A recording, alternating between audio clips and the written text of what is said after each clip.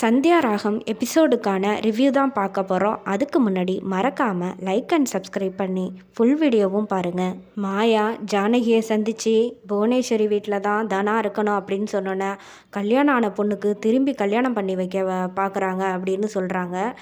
அப்படியா, அது எப்படி பண்ண முடியும்னோன்னே புவனேஸ்வரி உங்களை பழி வாங்குறதுக்கு என்ன வேணாலும் பண்ணுவா.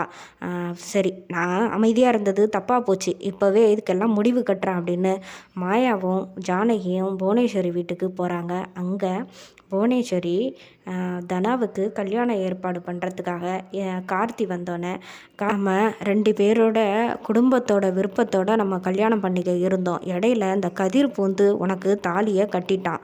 நான் அந்த ஆவேசத்தில் தான் விளக்கால குத்திட்டேன். மற்றபடி நான் எந்த தப்பும் பண்ணலை, உனக்காக தான் எல்லாம் செஞ்சேன் அப்படின்னு சொன்னோன்னே தனா யோசிக்க ஆரம்பிக்கிறாங்க. நீ தாலியை கழட்டி வச்சுடு, நான் உனக்கு இப்போ கட்டுறேன். அந்த தாலியை கட்டியிருந்தா உன்னோட ஆசை கனவு எதுவும் நிறைவேறாது அப்படின்னோடனே தனா கார்த்தி கோச்சா இருக்கும்போது பழகின எல்லாத்தையும் நினச்சி பார்க்குறாங்க. அவங்க லவ் ப்ரப்போஸ் பண்ணது அது எல்லாத்தையும் நினச்சி பார்த்துட்டு தாலியை கழட்டலான்னு போகும்போது கதிர் தனா அப்படின்னு சொல்லிட்டு வந்துடுறாரு. டேய், உன்னெல்லாம் சும்மா விட மாட்டேன், என்ன காரியண்டா பண்ண பார்க்குற அப்படின்னு கதிர் கார்த்தியை அடிக்கிறாரு. திரும்ப கார்த்தி கதிரை அடின்னு அடித்து பசுபதியும் கார்த்தியும் கொண்டு போய் ரூமில் அடைச்சி வைக்க போகிறாங்க. இவனை ரூமில் வச்சு பூட்டி வச்சுருங்க, அப்போ தான் எல்லா காரியமும் நல்லா நடக்கும் அப்படின்னு சொல்லி புவனேஸ்வரி சொன்னோன்னா ரூமில் பூட்டி வச்சிடுறாங்க. ரிஜிஸ்டர் ஆஃபீஸர் வீட்டுக்கு வராங்க. அவங்கக்கிட்ட கல்யாணம் யாருக்கு அப்படின்னு அவர் கேட்கும்போது இவங்க 2 பேருக்கு தான் அண்ணோன்னே, என்ன ஏற்கனவே தாலியை கட்டிட்டு இப்போ என்ன எதுக்கு வர சொன்னீங்க அப்படின்னோன்னே, இது 2 குடும்பமும் ஏற்பாடு பண்ண கல்யாணம். ஆனால் அந்த நேரத்தில் தாலி கட்டும்போது வேற ஒருத்தன் தாலியை கட்டிட்டான், அதனால் இப்போ நீங்கள் ரிஜிஸ்டர் பண்ணி இப்போ வேறு கல்யாணம் பண்ணணும் அப்படின்னோடனே, அப்படின்னா ஒருத்தனோட பொண்டாட்டிக்கு உங்கள் பையனை திருட்டுத்தனமாக தாலி கட்ட சொல்கிறீங்க அதானே அப்படின்னோடனே, அப்படியெல்லாம் அர்த்தம் இல்லை அப்படின்னு பசுபதி, இவன் என் பையன்தான், அது மாதிரி தப்பாக கல்யாணம் ஆகிடுச்சி, அந்த பொண்ணுக்கு விருப்பம் இல்லை இதில்னோடனே, ஏம்மா உனக்கு கட்டாய கல்யாணங்கிறன்னு இவங்க பண்ணுறாங்களா அப்படின்னு கேட்டோன்னே, அதெல்லாம் ஒன்றும் இல்லை அப்படின்னு தனா சொல்லிடுறாங்க.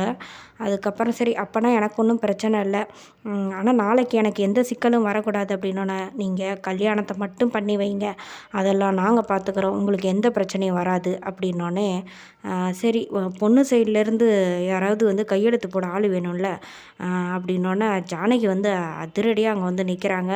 பொண்ணோட அம்மா நான் இருக்கேன் அப்படின்ட்டு வராங்க. தனாவை அடின்னு பலார்னு கன்னத்தில் அரைகிறாங்க. ஏண்டி, முன்ன நான் எவ்வளோ பாசமாக வளர்த்தோம், நீ இந்த மாதிரி காரியத்தை பண்ணி வச்சுருக்க, இந்த வீட்டுக்கு வந்திருக்க, ஏற்கனவே உனக்கு கல்யாணம் ஆயிடுச்சு, அந்த தாலியோட மஞ்சள் ஈரம் கூட காயலை, அதுக்குள்ளே இங்கே வந்துட்டே இன்னொரு கல்யாணம் பண்ணிக்க நிற்கிறேன், உனக்கெல்லாம் அசிங்கமா இல்லை அப்படின்னு சொல்லி கேட்குறாங்க. தனா அழுதுகிட்டே இருக்காங்க. அதுக்கப்புறம் புவனேஸ்வரி சொல்கிறாங்க, இல்லை ஜானகி, இவ எப்படியும் கார்த்தியை தானே கல்யாணம் பண்ணிக்கணும், அதனால தான் நாங்கள் ஏற்பாடு பண்ணுறோம், நம்மளாம் சேர்ந்து முடிவு பண்ணது தானே என்னொன்னே, நீ வாயை மூடு, நீ எல்லாம் இதை பற்றி பேசுகிறதுக்கு உனக்கெல்லாம் எந்த தகுதியும் கிடையாது, ஒரு கல்யாணம் ஆன பொண்ணுக்கு இன்னொரு கல்யாணம் பண்ணி வைக்க பார்க்குறிய, உனக்கெல்லாம் என்ன மனசாக இருக்கும் அப்படின்னு சொல்லி இப்போ கேட்டது பிறகு கதிர் கதவை போட்டு தட்டுறாங்க, கதவை திறங்கன்னு. மாயா போய் கதவை திறந்து விடுறாங்க. இன்னொரு கல்யாணம் பண்ண பார்க்குறாங்க கார்த்தியை அப்படின்னு சொன்னோன்னே கதிர், ஜானகி எல்லாம் எனக்கு தெரியும் அப்படிங்கிறாங்க.